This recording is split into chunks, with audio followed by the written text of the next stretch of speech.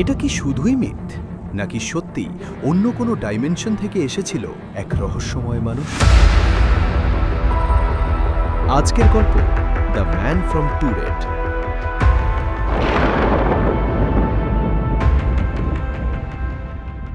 সময়টা 1954 সাল, জায়গা জাপানের টোকিওর ব্যস্ত এয়ারপোর্ট। সাধারণ দিনের মতোই হাজার হাজার যাত্রী আসছে যাচ্ছে, কিন্তু সেদিন হঠাৎই ইমিগ্রেশন ডেস্কে আসে এক অদ্ভুত মানুষ।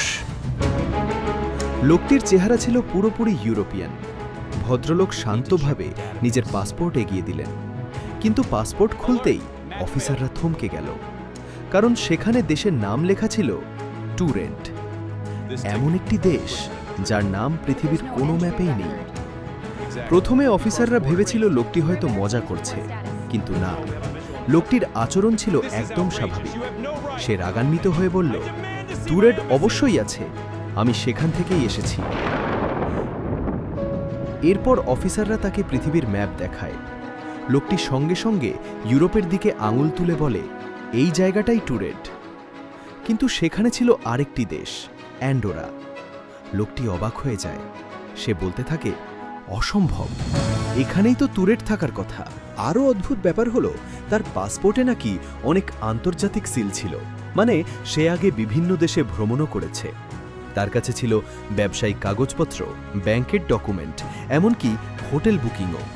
সবকিছুই যেন বাস্তব, কিন্তু তার দেশের কোনো অস্তিত্বই নেই। এবার জাপানি কর্তৃপক্ষ বিষয়টিকে সিরিয়াসভাবে নেয়। লোকটিকে একটি হোটেল রুমে রাখা হয়। রুমের বাইরে পাহারাও বসানো হয়, কারণ তারা বুঝতে পারছিল না লোকটি প্রতারক, পাগল, নাকি আরও ভয়ঙ্কর কিছু। কিন্তু পরদিন সকালে যখন দরজা খোলা হয়, লোকটি নেই। একেবারে উধাও। রুমের জানলা বন্ধ, দরজায় কিন্তু পাহারা ছিল, কেউ বের হতেও দেখেনি। আর সবচেয়ে অদ্ভুত ব্যাপার, তার সব কাগজপত্রও গায়েব, যেন লোকটি কোনোদিন ছিলই না। এরপর থেকেই শুরু হয় অসংখ্য থিওরি। কেউ কেউ বলেন লোকটি ছিল প্যারালাল ইউনিভার্স থেকে আসা একজন মানুষ, মানে এমন এক পৃথিবী যেখানে অ্যান্ডোরা নয়, বরং টাউরেট নামে একটি দেশ সত্যিই আছে। আবার কেউ বলে এটা ছিল টাইম ট্রাভেলারের ঘটনা। হয়তো ভবিষ্যৎ কিংবা অন্য বাস্তবতা থেকে ভুলবশত আমাদের পৃথিবীতে চলে এসেছিল সে।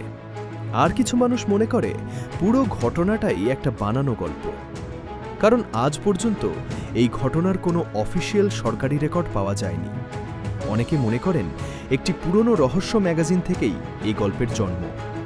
তারপর ধীরে ধীরে ইন্টারনেট এটাকে কিংবদন্তিতে পরিণত করেছে। কিন্তু একটা প্রশ্ন আজও রয়ে গেছে, যদি সত্যি অসংখ্য প্যারালাল ইউনিভার্স থাকে, তাহলে কি কোথাও সত্যি টুর নামে কোনো দেশ আছে? আর যদি সেই মানুষটা সত্যি অন্য কোনো বাস্তবতা থেকে এসে থাকে, তাহলে হয়তো ঠিক এই মুহূর্তে কোনো আরেক পৃথিবীতে সে বসে ভাবছে, আমি একবার এমন এক অদ্ভুত পৃথিবীতে গিয়েছিলাম যেখানে আমার দেশের কোনো অস্তিত্বই ছিল না। ভিডিওটি ভালো লাগলে লাইক করো, আর এমন রহস্যময় সত্য ও অজানা গল্প জানতে সাবস্ক্রাইব করে রাখো।